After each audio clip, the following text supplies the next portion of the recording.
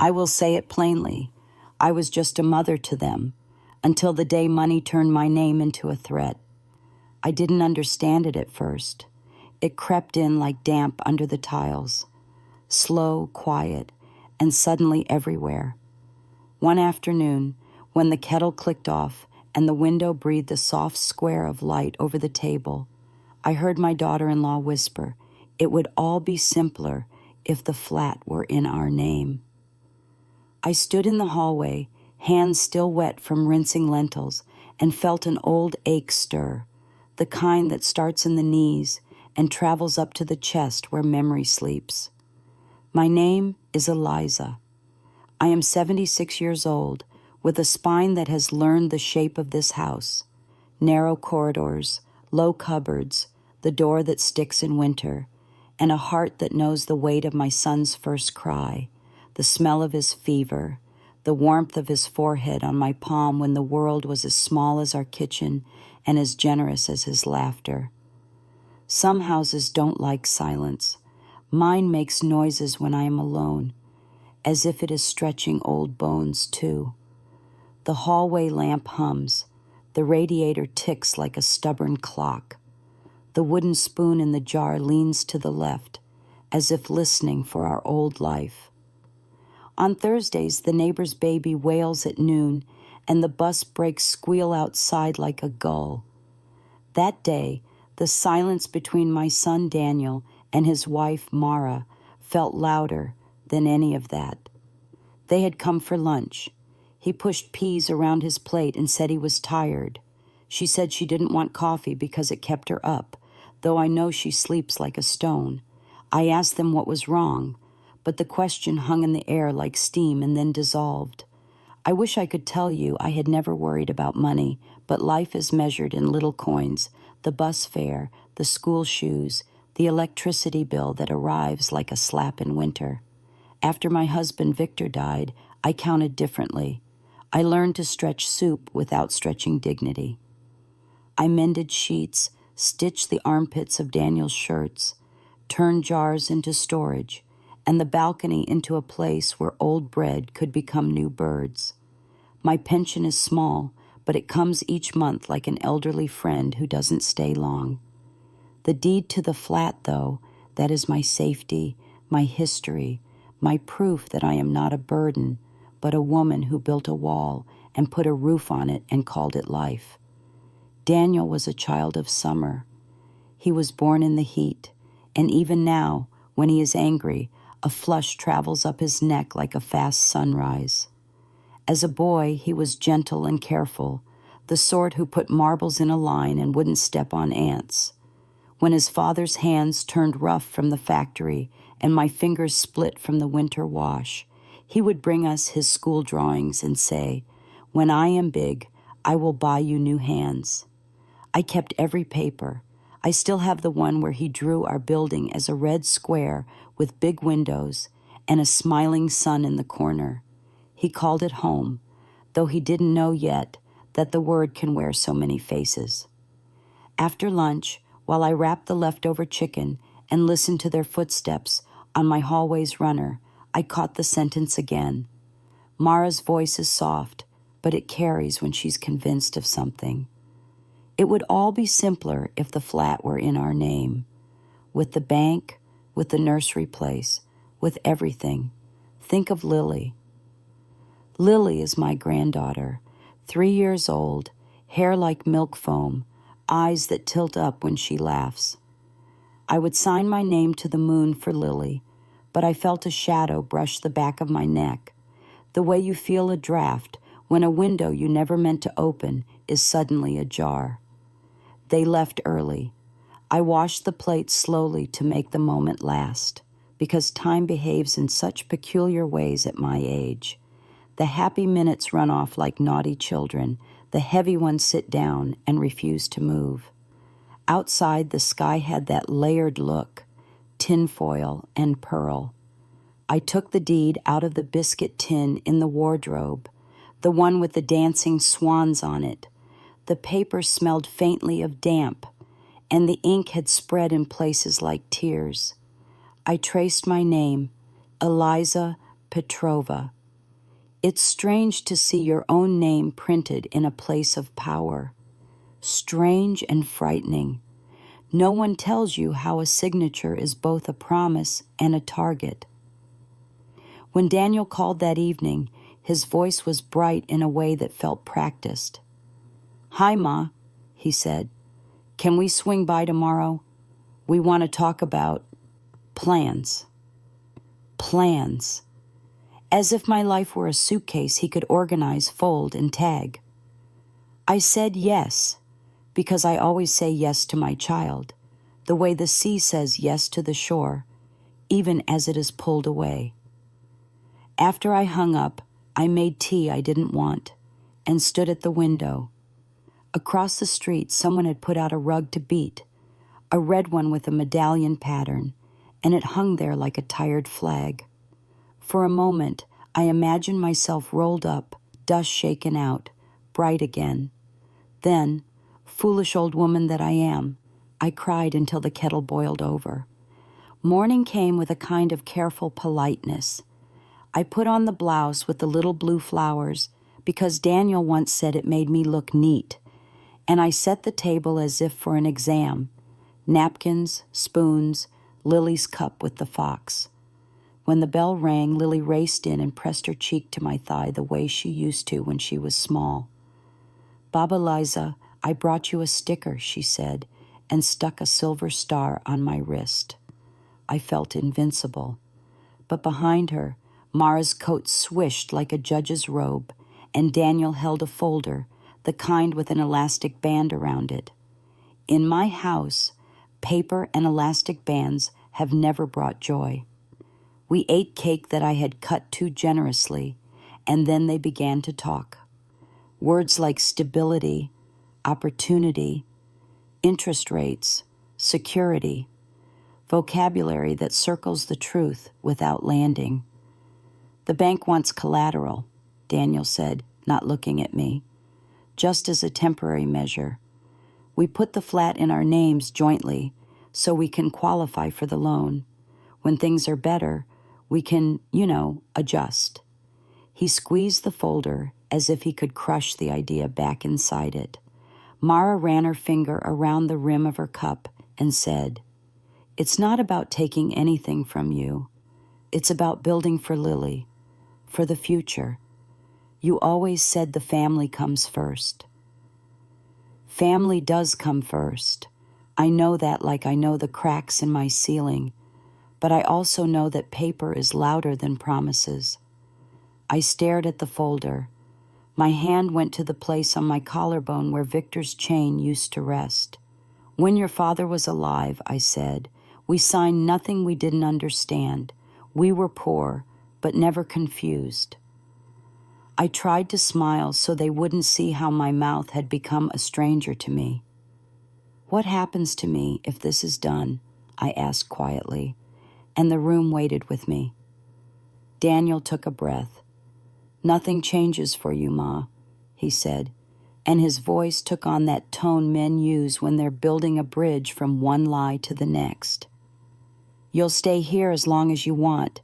We wouldn't—" "Of course we wouldn't." He stopped. I watched his hands. Hands tell the truth more often than mouths. His left thumb kept rubbing at a spot on the folder as if there were a stain only he could see.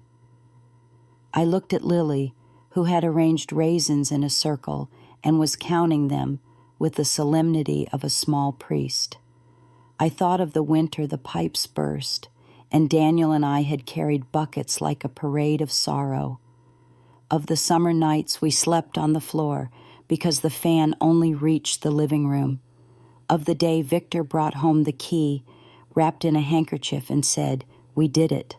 The flat had never been rich, but it had always paid us in safety. I felt my pulse in my ears. "Let me read everything," I said. "Leave the papers. Come back tomorrow." They didn't like that. Mara's mouth thinned. Daniel shifted in his chair.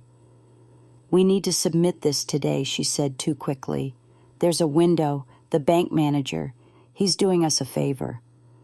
If a favor needs my signature but not my understanding, It is not a favor. Still, I nodded because it is a mother's habit to buy time with politeness.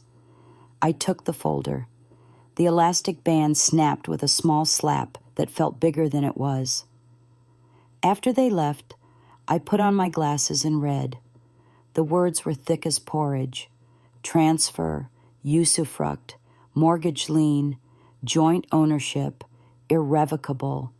There was a paragraph about full rights of disposal that sounded like a broom sweeping me out of my own doorway. My head buzzed. I made more tea, then forgot to drink it. In the margins, someone had placed sticky notes with arrows. Blue arrow, sign here, yellow arrow, date here, pink arrow, initial here. It was a carnival of obedience. Late afternoon slid into evening. I went to the balcony for air. The city had turned silver. Even the pigeons looked polished. Across the courtyard, I saw old Mr. Novak watering his geraniums with a cup because his watering can had cracked. He waved. I waved back. We are a building of survivors. He and I, and the rug beater, and the bus that sighs. The survivors of small daily battles that no one claps for. I went inside and laid the papers out on the table again, like a map of a country where I no longer spoke the language. That was when I opened the biscuit tin again and found something else, an old letter from Victor, written in pencil on the back of a payslip. If anything happens to me, it said, keep your name on the home. It is not a palace, but it is the only roof I trust. Don't let anyone move you with clever talk. My throat closed. I had forgotten this letter. I had forgotten that I once married a man who knew I would get old and would need a message from his younger hands. At 8:30, the phone rang. It was Daniel. He didn't say hello. Did you sign? He asked. Behind him, I could hear a TV and the sound of Lily's laughter, like soft bells, like salvation. I pressed the phone to my ear and felt the star sticker on my wrist tug at the skin. No, I said gently, not yet.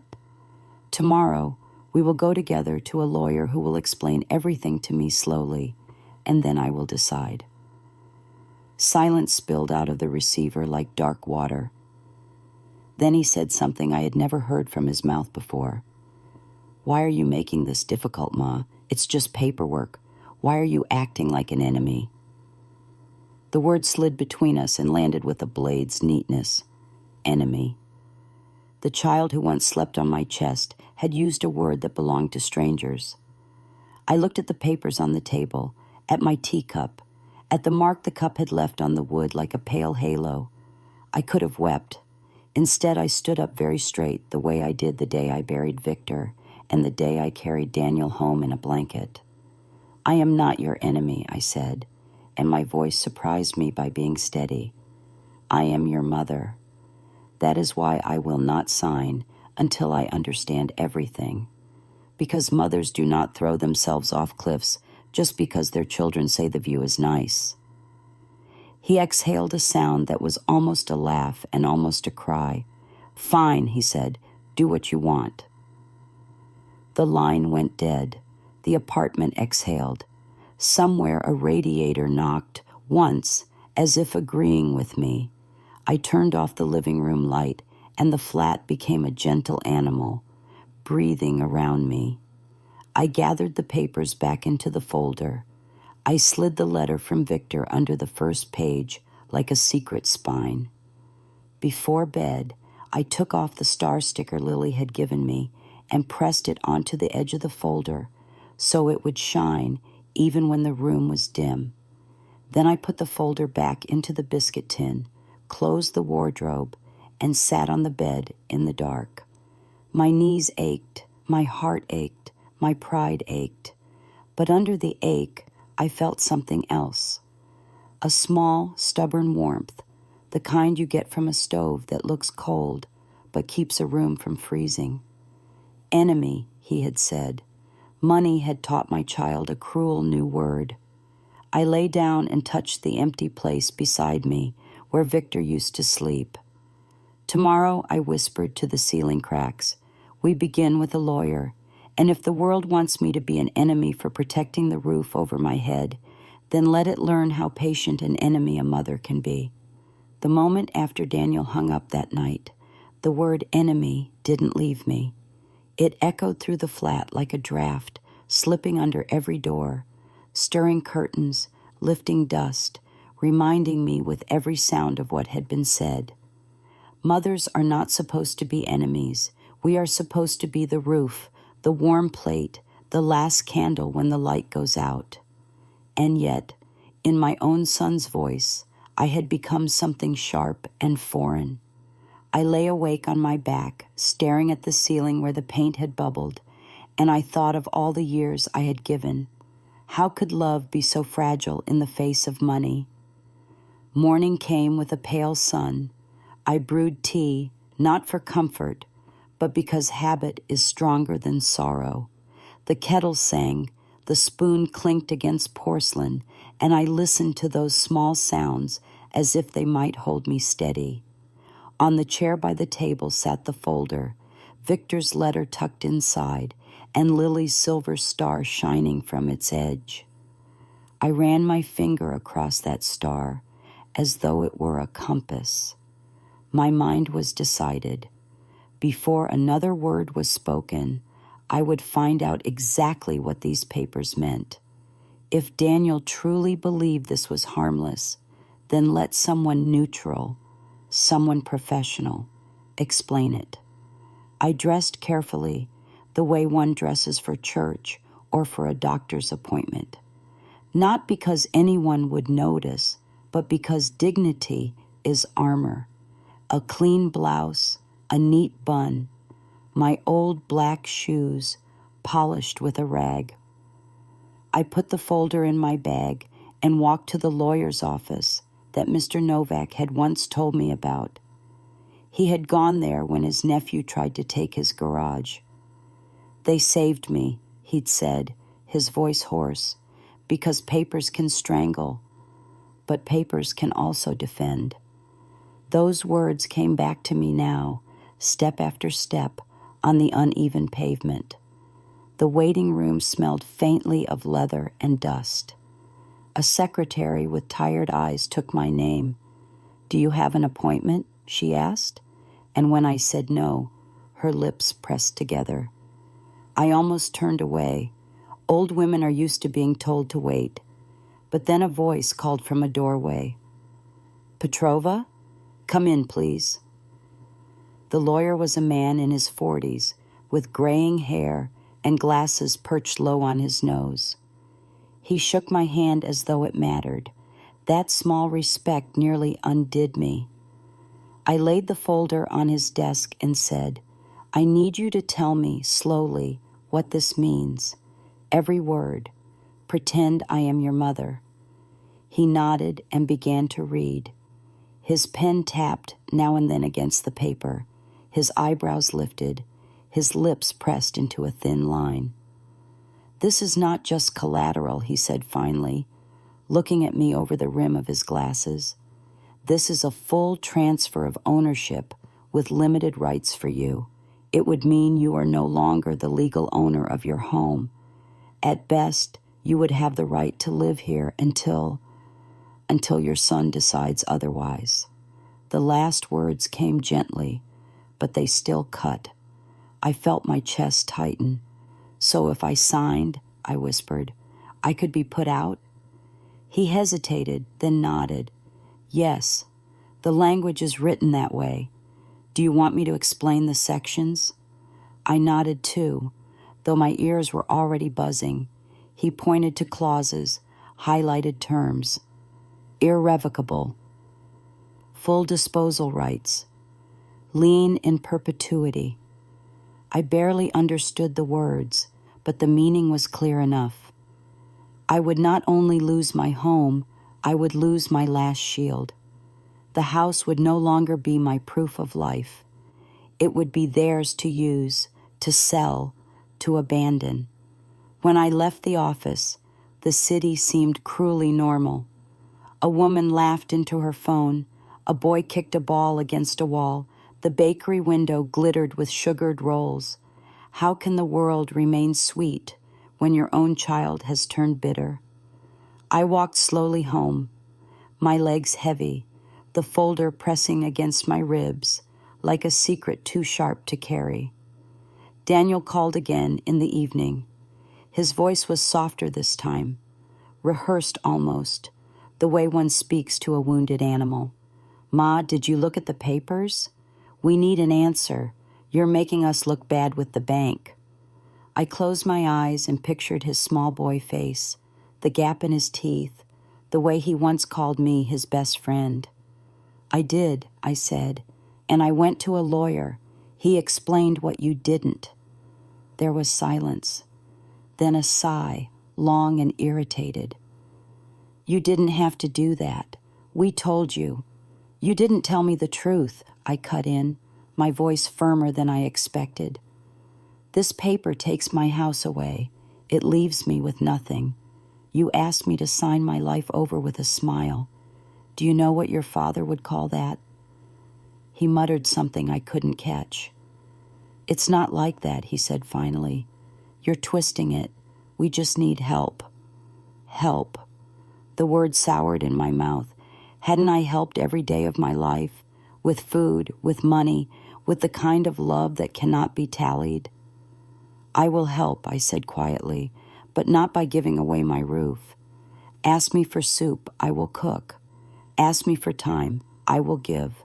But ask me to sign myself into the street, and I cannot, even for you." The line went cold. He didn't say goodbye. That night, sleep came late. I sat by the window and watched the lamps blink out one by one across the block. The world was made of rectangles of light, families closing their evenings. Somewhere a child laughed. Somewhere someone slammed a cupboard. I pressed Victor's letter to my chest and whispered, "You were right." For the first time in years, I felt his hand steadying mine. And yet, even with this strength, sorrow filled me. To be a mother is to hold both pride and grief in the same palm. I had been called an enemy by the one I carried inside me. I didn't know what tomorrow would bring, but I knew one thing clearly. I would not let them take my name off that deed. They would have to look me in the eyes and admit what they were doing. And if they still insisted, then let the world see which side of the table truth sits on. So I folded the letter, closed the biscuit tin once more, and turned off the lamp. In the darkness, I told myself, if I must fight to be more than an enemy, I will. Because a mother does not surrender her home, not to strangers, not to time, not even to her own blood. When morning broke, I woke with a heaviness in my chest that no amount of tea could dissolve. I stood in my kitchen, fingers curled around the rim of the counter, watching the steam rise from the kettle. The flat was quiet, too quiet. Even the radiator seemed to hold its breath. On the table, the folder lay like an uninvited guest.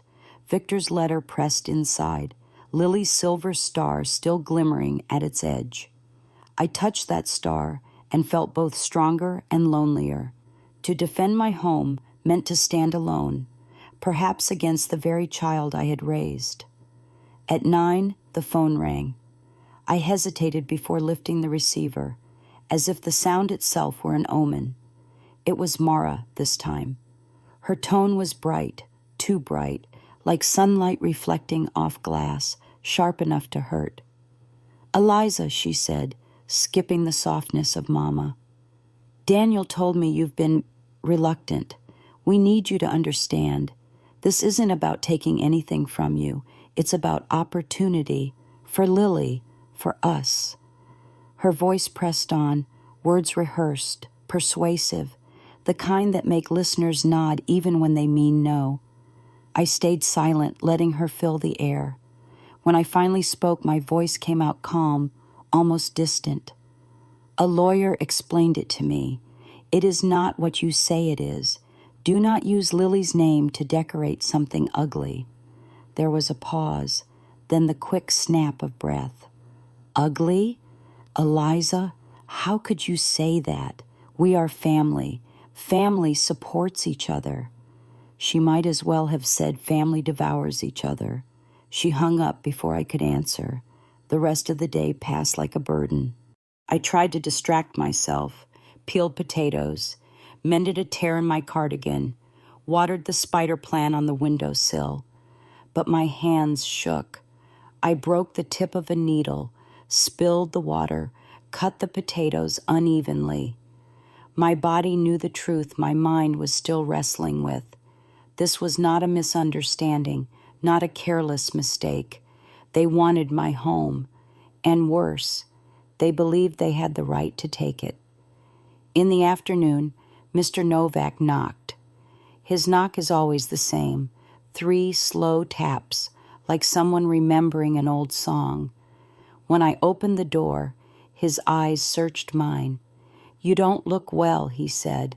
I tried to brush it off, but he stepped inside, carrying a bag of apples. "You remind me of my sister," he went on, setting the bag down. "She trusted her son too much, signed her land away, and within a year she was a guest in her own house. They put her in a back room. A woman like you should never sign anything you don't understand." My throat tightened. I told him a little, enough for his face to darken. "Keep the papers," he said firmly. "If they push, go to court. You think a mother cannot fight? But mothers, when cornered, can bite harder than wolves." His words stayed with me long after he left, heavier than the apples on the counter. Toward evening, Daniel came. Alone. He didn't call ahead, just appeared at my door with the same key he'd had since boyhood. I felt the old instinct to smile at him, to gather him in. But then I remembered the folder. His face was tense, his jaw set in a line I barely recognized. He sat without being asked, the way children do when they know they still belong somewhere. "Ma," he said, his voice low, "why are you doing this? Don't you see we need this? The bank won't wait. You're holding us back." Holding them back. The word stung worse than enemy. I looked at my son, my boy, who once tripped over shoelaces, who once cried over broken toys, who once kissed my hand when I was tired, and all I saw was someone measuring me in terms of convenience. "You are not a tree to be held back by me," I said softly. "You are a man. You should stand on your own roots. Why do you ask your mother to cut hers away?" His eyes flickered, but he didn't answer. We sat in silence, the clock ticking between us like a slow hammer. At last he sighed. "Maybe we'll lose the loan. Maybe Mara will never forgive you. But if you don't sign, don't expect things to be the same. I can't keep begging you." His words were half threat, half plea, but they cracked me open. "Begging?" I whispered. A son does not beg his mother to erase herself. A son asks for soup, for advice, for comfort, but never this, never. He stood then, restless, running a hand through his hair.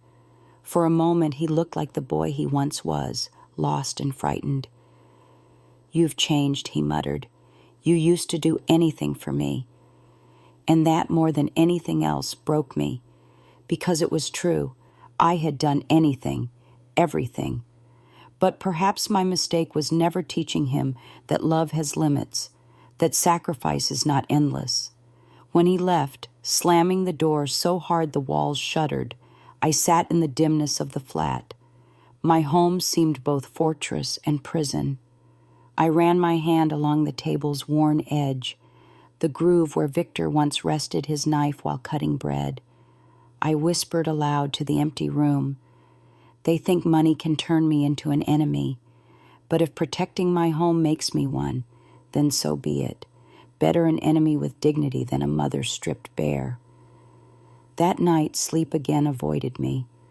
I walked the rooms in the dark, touching each wall, each window frame, each cupboard, as if to remind the house that I was still here, still its keeper. Outside, the city went on, indifferent. But inside, something shifted in me, a line drawn. Tomorrow, I told myself, tomorrow I will act. I don't yet know how, but I will not simply wait to be devoured. If they want war, then this tired old woman will learn how to fight one. The next morning, I woke before the sun had lifted its face above the rooftops. Sleep had been shallow, broken by dreams where my walls crumbled and strangers walked across my floor in muddy boots. When I opened my eyes, for a brief second, I expected Victor to be beside me, his hand reaching for the alarm clock, his breath steady. But the bed was cold, and only the old wardrobe creaked in the corner like an ancient sentinel. I sat up, my body stiff, but my mind sharper than it had been in years. Something had hardened inside me. I dressed slowly, choosing the dark wool skirt I wear to funerals and serious days, the one that gives me weight, dignity. At the mirror, I smoothed my hair back, tying it with the brown clip I had used since Daniel was a child. My reflection startled me. The lines seemed deeper, my mouth firmer. So be it, I murmured to the woman staring back. If they want to see me as an enemy, let them see me as one worthy of fear. The flat greeted me with its familiar noises, the kettle whistling like an old bird, the pipes groaning, the fridge humming its eternal monotone. I laid Victor's letter on the table and read it again, tracing the pencil marks with my finger. Don't let anyone move you with clever talk. I felt him beside me then, his steady hands, his blunt honesty. He had never been a poet, but those simple words now sounded like scripture. By mid-morning, I was at the notary's office. The woman there, with her tight bun and brisk voice, flipped through the folder I placed in front of her. She frowned, scribbled notes, stamped a paper. "It's as your lawyer said," she confirmed. "If you sign this, you surrender your ownership. Even if your son promises otherwise, the law will not protect you." She looked at me over her glasses. "Do you want to contest it now? We can prepare a declaration that nothing can be transferred without your express consent." My heart leapt at the possibility. "Yes," I said. "Write it as strong as possible." Her pen scratched across the page, and soon I had in my hands a document with my name, with words of power, that I, Eliza Petrova, retained full rights, and that any attempt to change this without my consent was null. I pressed my trembling signature onto it, the ink smudging slightly. For the first time in weeks, I felt taller. When I returned home, the flat seemed to approve. Sunlight poured across the floorboards, catching on the dust motes that danced like small spirits. I set the stamped declaration in the biscuit tin beside Victor's letter, as if giving the old promise a modern ally. I brewed coffee and drank it slowly, savoring the bitterness. The warmth spread through my chest, not just of drink, but of resolve. But peace never lingers long. In the afternoon, Daniel arrived again, this time with Mara. They came in together, their faces tight, carrying the smell of hurried arguments. Lily was not with them. That absence stabbed me. Perhaps they didn't want her to see what they planned to say. Mara spoke first, her voice sweetened like overripe fruit. "Mama Eliza, we worry about you. You're letting outsiders poison your mind. Lawyers, notaries, they don't care about family. We are your family. Why would you go behind our backs?" I folded my hands in my lap. "Because my family went behind mine," I answered. Daniel winced. Mara's smile flickered. "We only want the best for you," she insisted. I looked at her directly, and for the first time I let my anger show. No, you want the best from me. That is not the same thing. Daniel slammed his hand on the table. The sound echoed through the flat, making the dishes tremble. Enough, Ma. Do you think I don't see what's happening? You don't trust me, your own son. His face was flushed, his voice cracked. My heart ached, even as I held my ground. I trust the boy I raised, I said softly. But the man in front of me, he hides the truth behind folders and fast words. That man I cannot trust. Mara's eyes narrowed. If you refuse us, if you keep treating us like thieves, then you'll push Daniel away. Think of what you'll lose, your son, your granddaughter. Is that what you want in your last years? To be alone? The cruelty was deliberate, polished. I felt my breath catch. For a moment, the room tilted. The idea of being cut off from Lily, of never hearing her laughter again, was almost unbearable. Almost.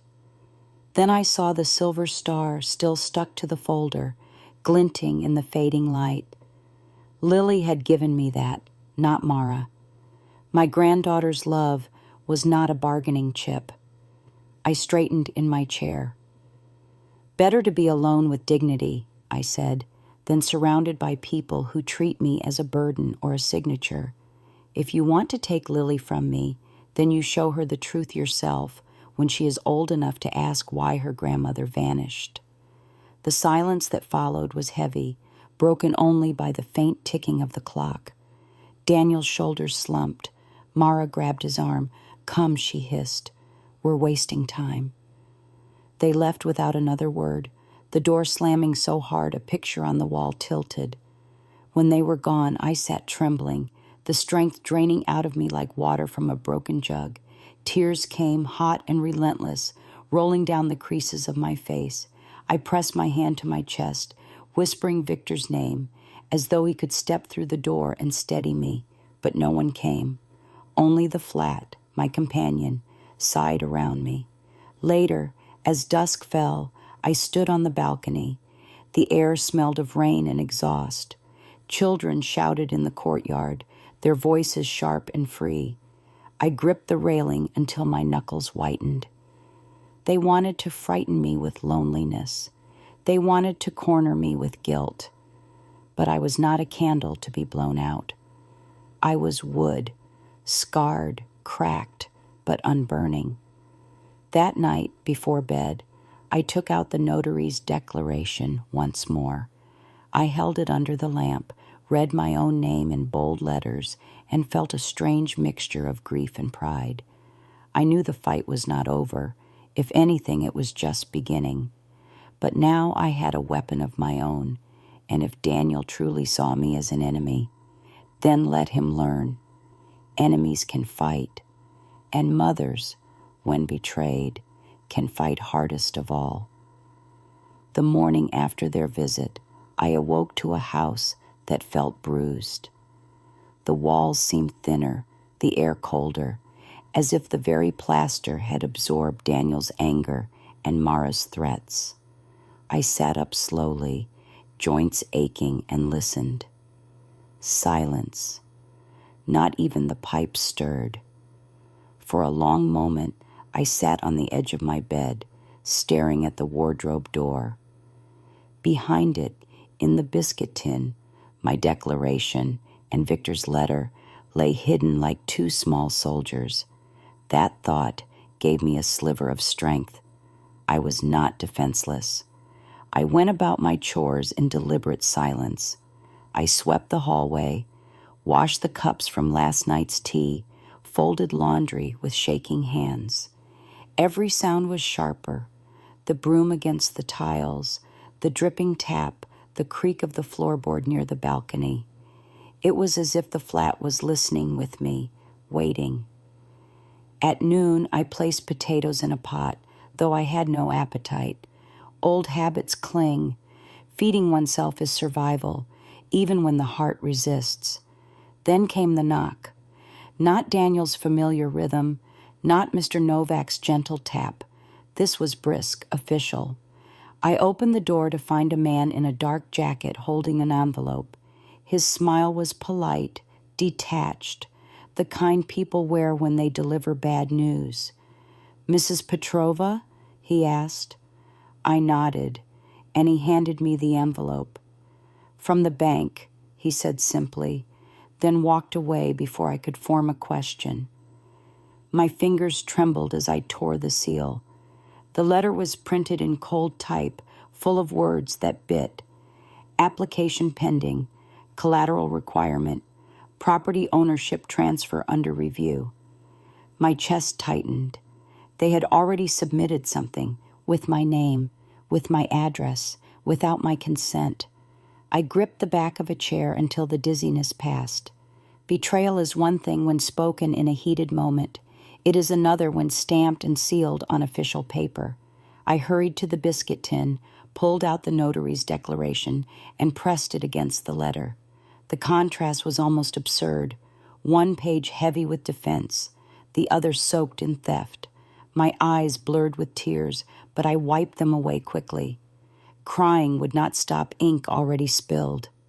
I picked up the phone and dialed the lawyer's number with unsteady hands. When he answered, his voice was steady, almost soothing. I explained what had arrived, my words tumbling like stones. He listened, then said firmly, "Do not sign or agree to anything. Bring me the letter. We'll file a statement immediately. They cannot move forward legally if you refuse. The law is on your side, but you must stand firm." I thanked him, my throat tight, and hung up. Relief washed through me, but it was thin, like water slipping through fingers. That evening, Daniel called. His voice was hard, stripped of affection. "You've gone too far, Ma. You embarrassed me at the bank today. Do you know what you've done?" My hands trembled around the receiver. "What I've done?" I repeated, incredulous. "What have you done, Daniel? Using my name without asking, sending strangers to my door with papers that strip me of my home? And you speak of embarrassment?" There was silence, then a sound like a muffled curse. "You don't understand," he snapped. "This was our chance. You've ruined it. Mara, she's furious. She says you've turned into an obstacle." The word cut deep. An obstacle. I had once been the hands that cooked his meals, the arms that carried him, the lap that rocked him to sleep. And now I was reduced to something in his way, like a chair to be shoved aside. My breath shook. "If loving my home and protecting what your father built makes me an obstacle," I said, my voice low but steady, "then so be it. Better a stone in your path than a mother who betrays herself." He didn't answer. The line clicked dead. I held the phone to my ear long after, listening to the nothingness. Later, as night fell, I lit a small lamp and sat at the table. The documents lay before me, Victor's letter, my declaration, the bank's cold notice. I arranged them side by side like pieces of a puzzle. My eyes lingered on Victor's handwriting, faint and smudged, yet stronger than any typed word. "Don't let clever talk move you." His voice, his wisdom, steadied me. Still, loneliness gnawed at me. I missed the sound of Lily's giggles, the way her tiny arms wrapped around my waist. I feared that Mara would use her as a weapon, keep her from me as punishment. That thought almost broke my resolve. Almost. But then I imagined Lily one day asking, "Why didn't you protect yourself, Baba Eliza? Why did you let them take everything?" I couldn't bear to give her the answer of cowardice. The next morning I walked to the lawyer's office with the bank letter in my bag. The sky was heavy with clouds, the kind that promise rain but hold it back until the air is thick. The city bustled around me, children in school uniforms, men smoking outside cafes, buses growling past. I felt invisible among them, a bent old woman clutching papers. Yet inside, I carried the weight of something vast. my life, my home, my dignity. When I handed the lawyer the letter, he studied it, nodded grimly, and began typing. "They're trying to rush this through," he explained, "but your declaration gives us ground. We'll send an official response. They can't proceed without your signed consent, and now it's recorded that you refuse." His words were a balm, but I knew Daniel would see it differently. To him, this was not protection. It was betrayal. That night, my phone rang again. Mara's voice, cold and sharp as glass, sliced through the receiver. "You'll regret this, Eliza," she hissed. "You think you're clever, running to lawyers. You're tearing this family apart. When Lily asks why she doesn't see you anymore, remember this moment. You chose papers over people." And then she was gone, leaving me staring at the receiver, my heart pounding. I set the phone down carefully, then went to the window. The street lamps glowed in rows, the city breathing in the dark. I pressed my forehead to the glass, whispering into the night. I did not choose papers. I chose survival. I chose to keep the roof that carries his name, the home that holds our ghosts. If that makes me an enemy in their eyes, then I will wear the title like armor. And so I sat in the dim light, the document spread before me, my soul weary but unbroken. Outside, thunder rumbled, a storm gathering. Inside, I felt the same, a storm waiting, biding its time, ready to break when forced. The storm broke in the early hours. Rain hammered the roof, rolling down the windows like frantic fingers searching for a way in. I woke to the sound of thunder rattling the glass, and for a moment thought it was Daniel at the door again, demanding, pushing, shouting. My heart pounded until I realized it was only the sky. Still, I could not return to sleep. I lit the lamp, sat at the kitchen table, and poured myself tea I did not drink. The flat smelled of damp wool and old wood. A storm outside, a storm within. I spread the papers out once more. The bank letter, my notary's declaration, Victor's warning. My life now seemed reduced to ink and signatures, yet behind each paper lay years of toil, love, sacrifice. I pressed my palm flat against the table, whispering to the walls, "You are mine, mine." The walls seemed to listen, groaning softly in the storm. By mid-morning, the rain had slowed. I decided to clear my mind with a walk. The air outside smelled of wet earth, buses splashing through puddles, children in bright raincoats shrieking with delight. Life continued, indifferent to my battle. At the corner bakery, I bought a small loaf of rye bread. The girl behind the counter smiled warmly, not knowing the weight I carried. That smile alone felt like a kindness I hadn't seen in days. When I returned, the phone was ringing. I hurried inside, setting the bread on the counter, and lifted the receiver. Daniel's voice, but softer now, hesitant. "Ma," he said, almost like the boy he once was. My chest ached. "Yes, Daniel." He hesitated. We need to talk. Can I come over? Alone." His words were unsure, stripped of Mara's sharp edges. Against my better judgment, I said yes. He arrived an hour later. No folder in his hand this time. No forced smile. He looked tired, dark circles under his eyes, his shoulders sagging. For a moment, I wanted to gather him in my arms, like when he was small, but I held myself still. He sat at the table, rubbing his hands together. "I didn't want it to get this far," he murmured. "Mara, she pushes. She says this is our chance, but I don't want to fight you, Ma." The words stung with both relief and sorrow. "Then why did you?" I asked gently. His eyes flickered. "Because I'm weak," he whispered. "Because I wanted peace at home. Because I thought, maybe you'd sign, and it would be easy.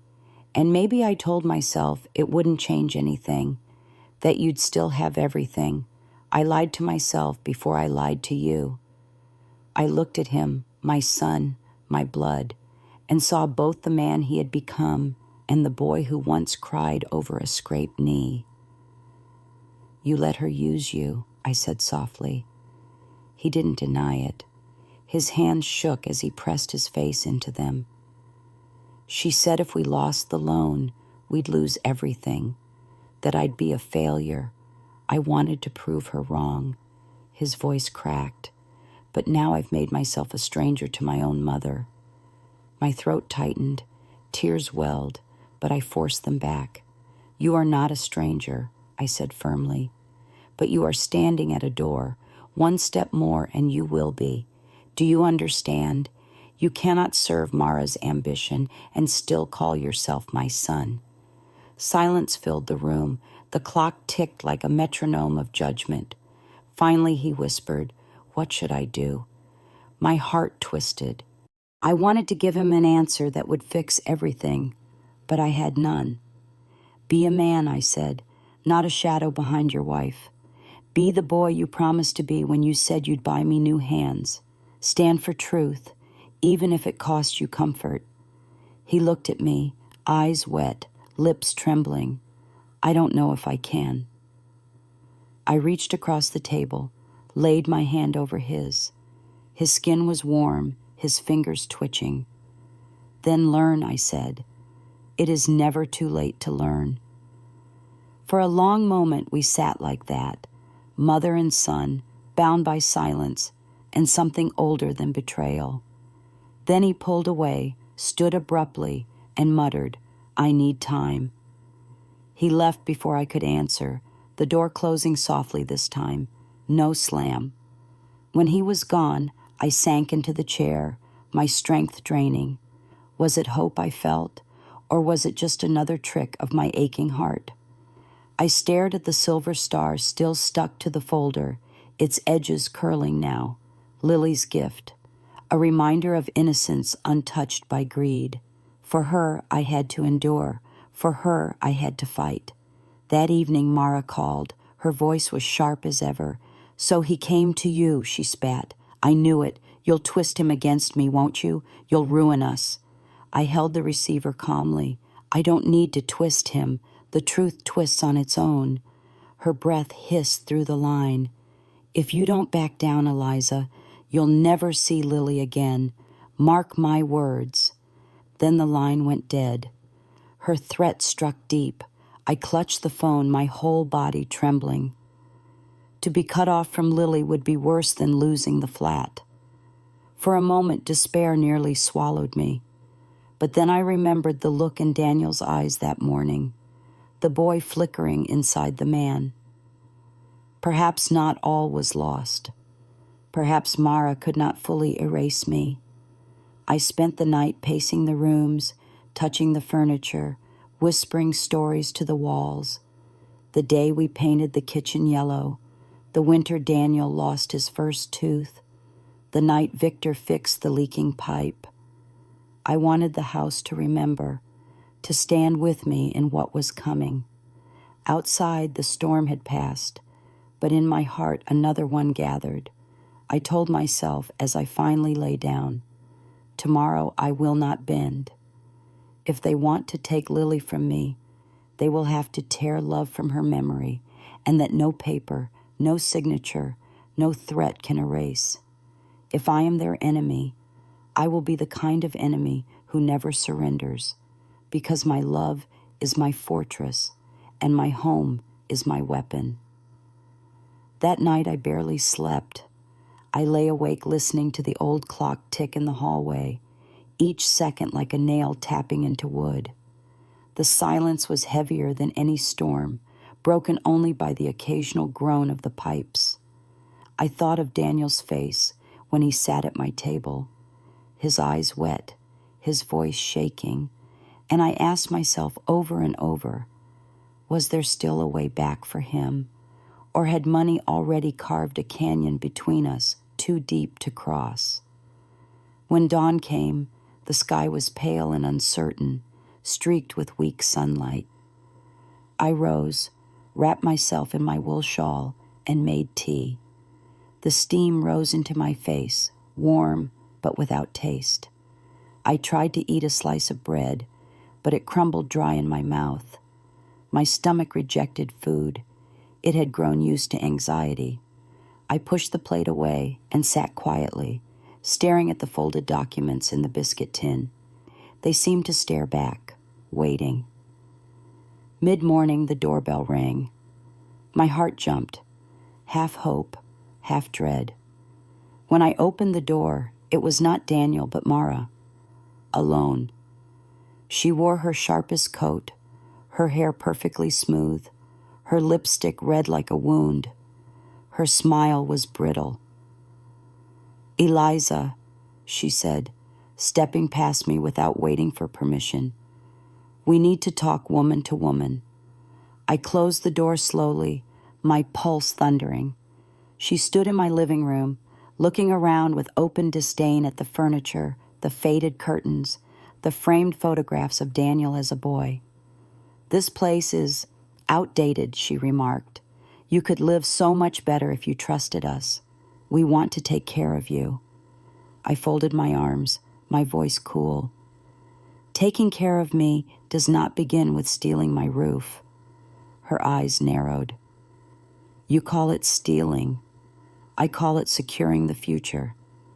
Do you think Lily should grow up without chances, without a proper school, without a father who can hold his head high? That flat is just bricks and paper. Family is flesh and blood. And sometimes sacrifices must be made for the next generation." Her words dripped with honey and venom at once. I walked to the window, needing air, though the glass was closed. "Sacrifice," I murmured. "I know that word. I sacrificed my youth, my health, my dreams, so Daniel could have shoes, books, food. I gave until there was nothing left. But there is one thing I cannot sacrifice, my home, because it is the last proof that my life was not just a series of losses." She stepped closer, her heels sharp against the floor. "You're being selfish. Do you know what Daniel says about you now? That you don't care, that you're letting pride destroy us all."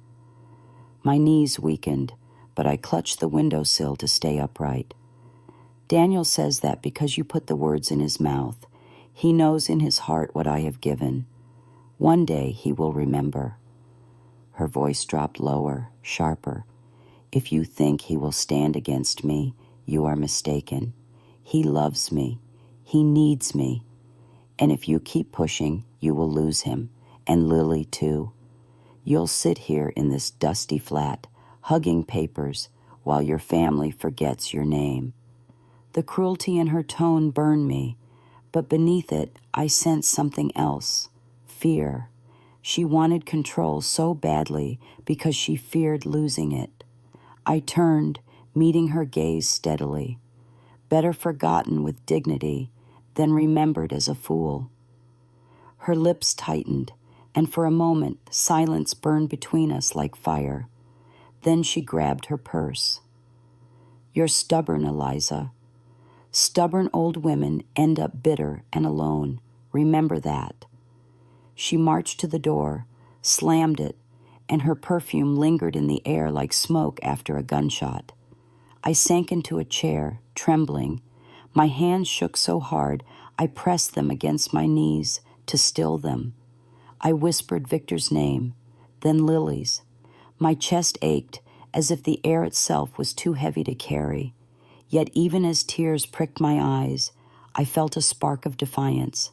Mara's words were meant to break me, but instead they lit something deeper. If she wanted war, I would give her war. That afternoon, I walked to the lawyer's office again. He looked surprised to see me so soon, but he listened patiently as I described Mara's visit, the threats, the pressure. He took notes, his pen scratching firmly. Good, he said when I finished. Keep documenting everything, every word, every letter, every call. If they push this into court, her intimidation will only harm them. He leaned forward. You are stronger than you realize. Don't let her corner you. They count on your silence. His words steadied me. On my way home, I stopped by a small toy shop and bought a packet of stickers, the kind children love. Stars, hearts, animals.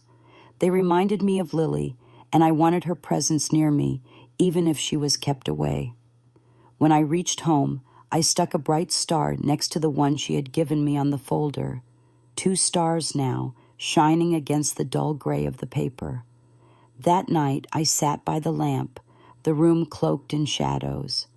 I took out Victor's letter and read it once more, his words a shield against despair. Then I whispered aloud, as if to him, as if to Lily, they call me an enemy, so I will be an enemy, not to love, not to family, but to greed and betrayal. Let them fear the patience of a mother who has carried heavier burdens than this. The house seemed to sigh around me, the wood settling, the pipes humming. I placed the papers carefully back in the tin, closed the lid with firm hands, and felt the resolve solidify inside me like steel. For the first time in weeks, I blew out the lamp and lay down without trembling. Sleep did not come quickly, but when it did, it was deeper.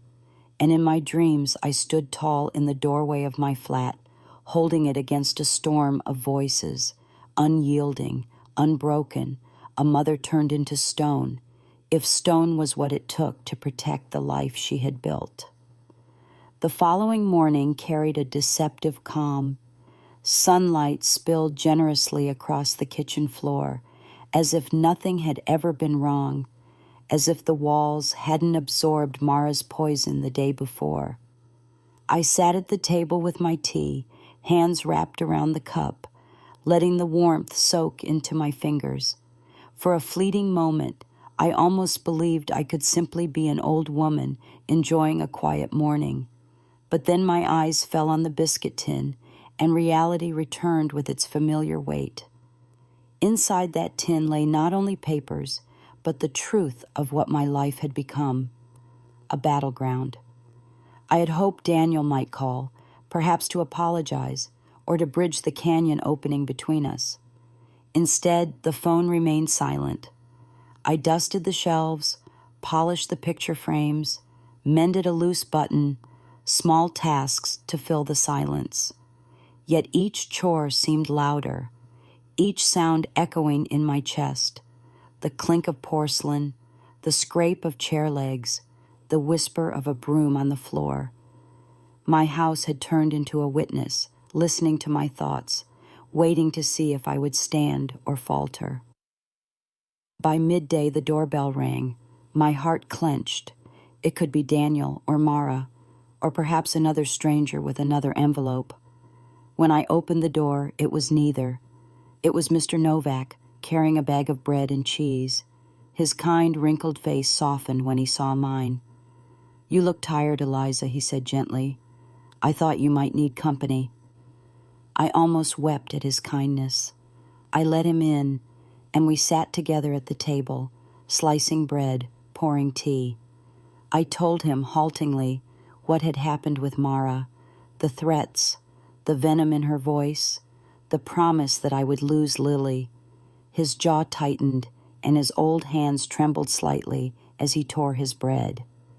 "She is cruel," he said simply, "but cruel people often reveal themselves sooner than they intend. Do not bend. If you bend now, you will break."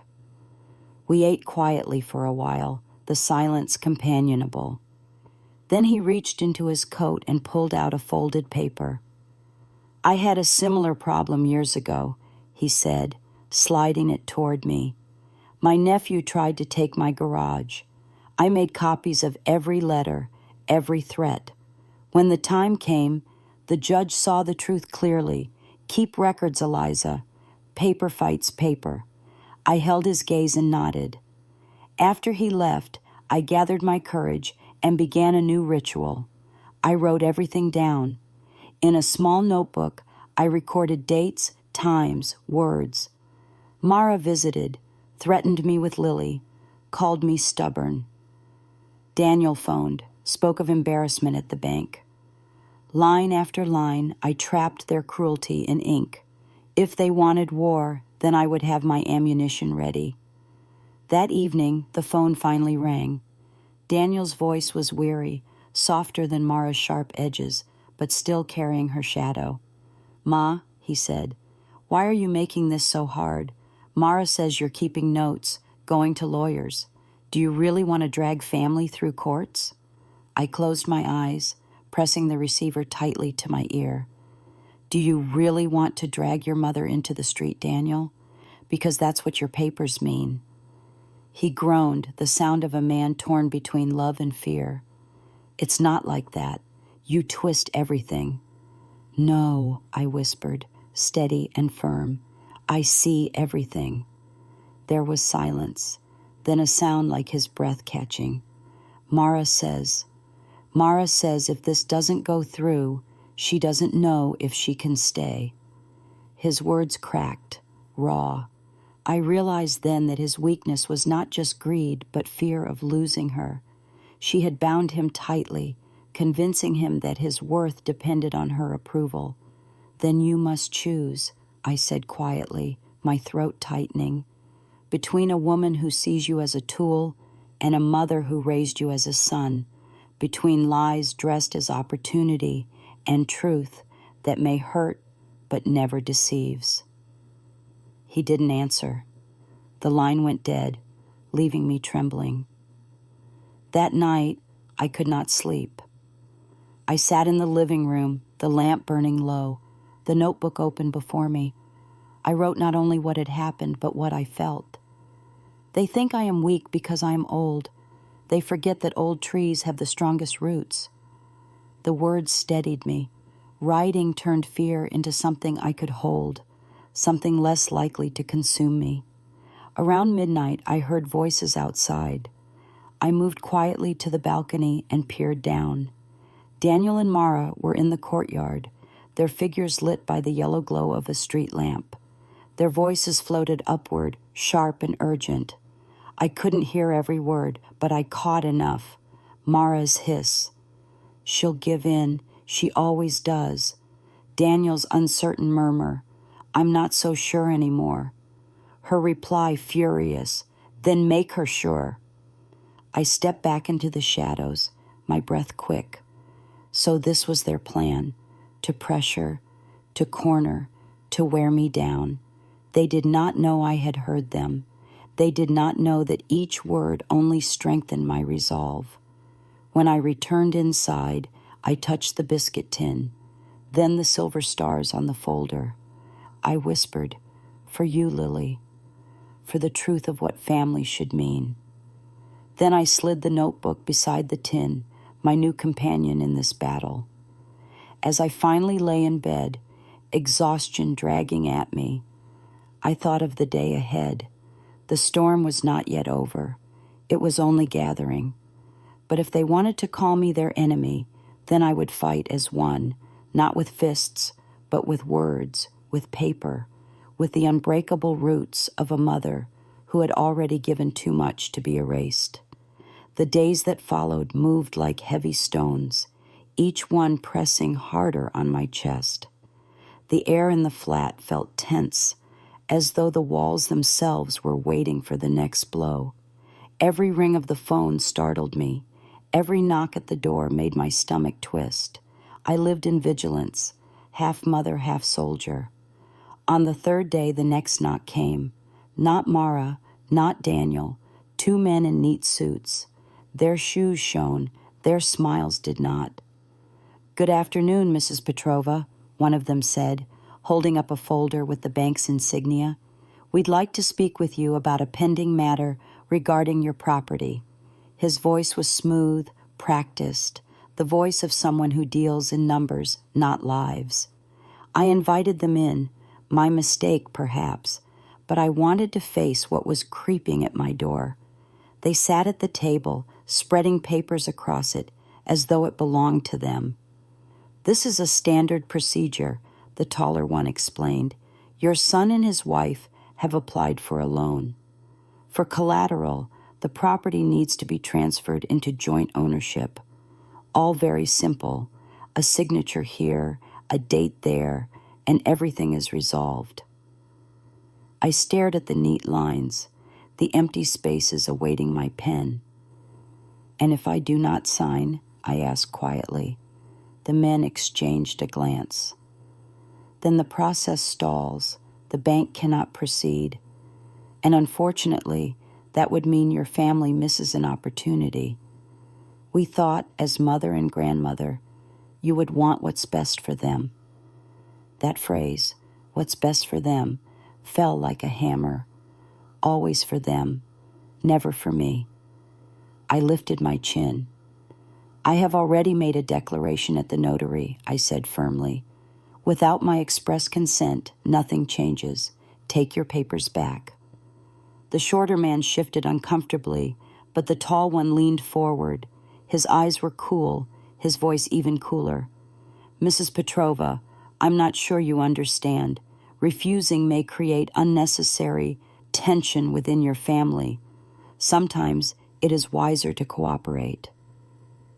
For a moment, fear tightened my throat. But then I remembered Mara's hissed words in the courtyard. "She'll give in. She always does." My heart hardened. "Then let there be tension," I said. "Better tension than betrayal. My husband built this home. His name and mine are on the deed. It will not be erased by smooth words or false urgency." Silence thickened. Finally, the tall man gathered the papers with a curt nod. "Very well. We will inform your son." They left, their polished shoes clicking down the stairwell.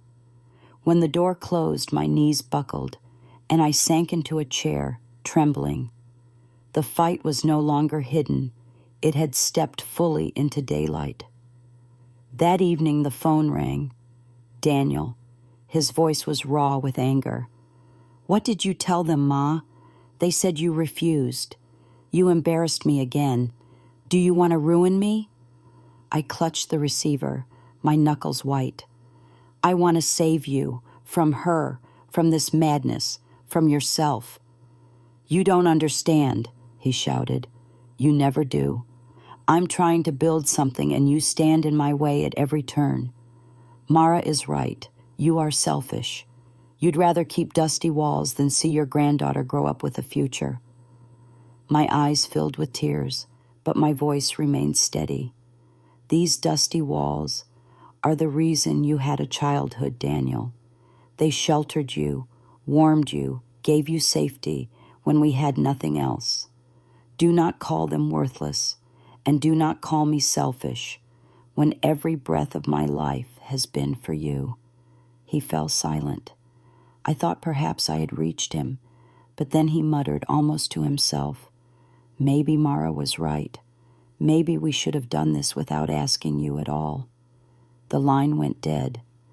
I sat in the dark for a long time after, the receiver heavy in my hand. His words were worse than Mara's threats.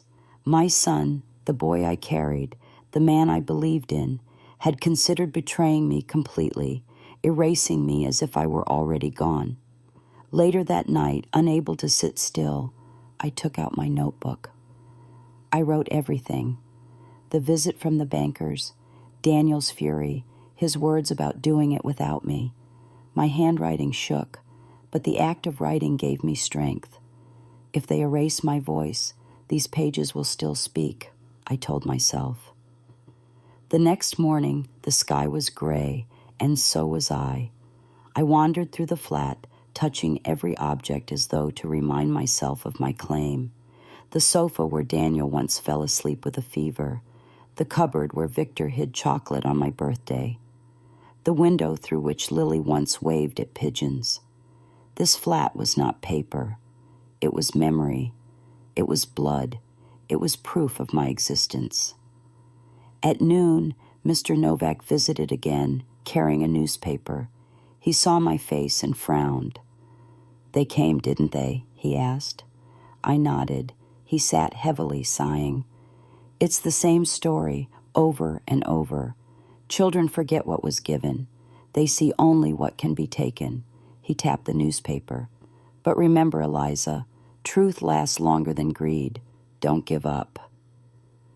That night, as I sat alone with the lamp, my heart shifted. Until now, I had fought defensively, reacting, protecting. But now I understood. I had to go on the offensive. If Daniel and Mara wanted to call me an enemy, then I would show them an enemy who could not be broken. I took out my notebook and wrote at the bottom of the page, "Tomorrow I go to the authorities. If they want a battle, I will bring it to them. And if I lose my son's love, let it be because I stood for truth, not because I surrendered to lies." The lamp flickered. I closed the notebook, slid it beside Victor's letter, and whispered into the stillness, "Let them come. I am ready."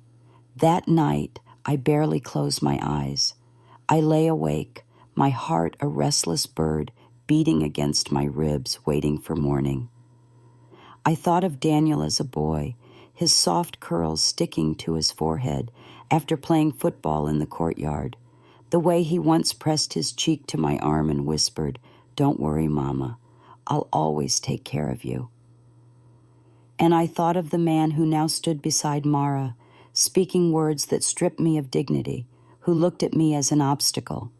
Somewhere between the boy and the man, money had poisoned him.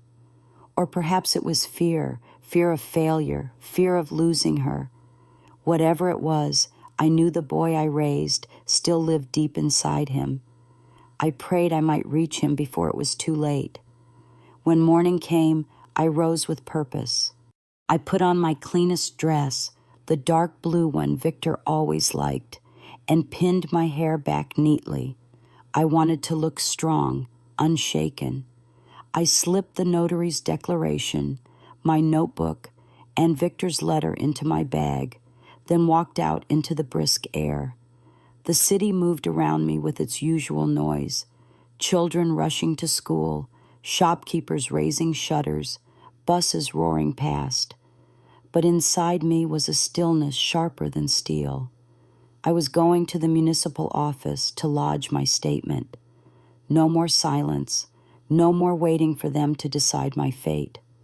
The clerk behind the counter was young, barely older than Daniel had been when he left school.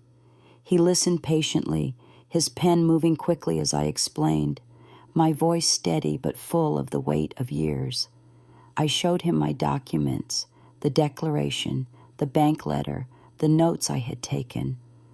"I need this on record," I said.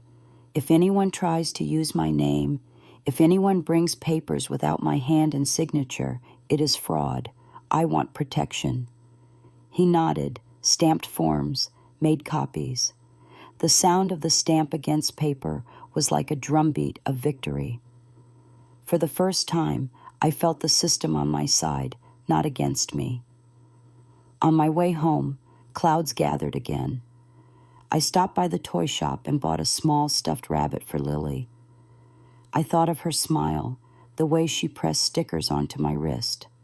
Whatever happened, I wanted her to know, one day, that her grandmother fought not out of pride, but out of love, love for the home that raised her father, love for the truth that no one should steal from their own blood. When I returned, I barely had time to set down my bag before the doorbell rang. This time it was Daniel, alone again. He looked exhausted, his face hollow, his eyes red-rimmed, as if he hadn't slept. He stepped inside without a word, pacing the floor like a caged animal. I watched him quietly, waiting. Finally, he turned to me, his voice hoarse. "The bank rejected us. They said without your consent, nothing can be done. Mara blames me. She says I failed. She's threatening to leave." His voice cracked on that last word, and I saw him, the frightened boy who used to cling to me when nightmares woke him. My chest tightened. "Daniel," I whispered, "listen to yourself. You begged your mother to erase herself for a woman who threatens you. Is that love? Is that family?"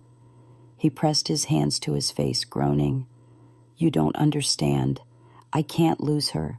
I can't lose Lily." "You won't lose Lily," I said firmly, "because Lily will always know who you are, even if Mara tries to twist her. But you will lose yourself if you keep walking this path. You will lose me. You will lose the truth of the man you were meant to be." For a long moment, silence filled the room. Only the ticking clock bore witness. Then slowly he lowered his hands. His eyes were wet, his mouth trembling. "I'm sorry," he whispered, barely audible. "I'm so sorry, Ma. I don't know what came over me. I thought I was doing this for Lily, but maybe I was just afraid of being less than the man Mara wanted." I rose slowly, my knees aching, and crossed the room. I placed my hand on his cheek, just as I had when he was small. "You are not less," I said softly. "You are my son, and I would rather see you fail honestly than succeed by breaking your own mother." His tears spilled then, hot and uncontrolled. He sank into a chair, covering his face. I stood beside him, stroking his hair gently, my own tears falling silently. For the first time in weeks, I felt the boy return to me. We spoke for hours. He confessed his shame, his weakness, his fear. I told him of Victor's letter, of my sleepless nights, of the silver star sticker that had given me strength. When I showed him the notebook where I had written everything down, he stared at it, then at me. "You fought like a soldier," he said with awe. "I didn't know you had this strength." I smiled sadly. "A mother always has strength. You just never noticed, because I used it to hold you, not to fight you." When he left that evening, there was no anger, no slammed door. He kissed my cheek, hesitant, broken, but real. "I don't know what will happen with Mara," he said softly, "but I know now I cannot ask you to give up your home. Forgive me, Ma." I watched him walk away down the stairwell, his shoulders bowed, but something lighter in his step. For the first time in a long while, hope flickered in me. That night, I sat alone at the kitchen table. I laid Victor's letter beside the stuffed rabbit for Lily. The lamp cast a gentle circle of light, and the flat seemed to breathe in relief. I whispered into the quiet, "We survived. I know battles may still come. Mara will not give up easily. But Daniel has remembered he is my son, and I have remembered that even the weakest hands can hold firm when they grip truth." I touched the silver star on the folder, its edges curling now, and smiled. Lily's gift, a child's simple act that reminded me of strength greater than signatures and papers. So, my dear ones who listen to my story, I ask you, have you ever faced betrayal from the very hands you once fed? Have you ever had to choose between peace and dignity? Tell me, what would you have done in my place? Did you like my story? From which city are you watching? Don't forget to subscribe so you may hear the voices of mothers and fathers who, like me, refuse to be erased.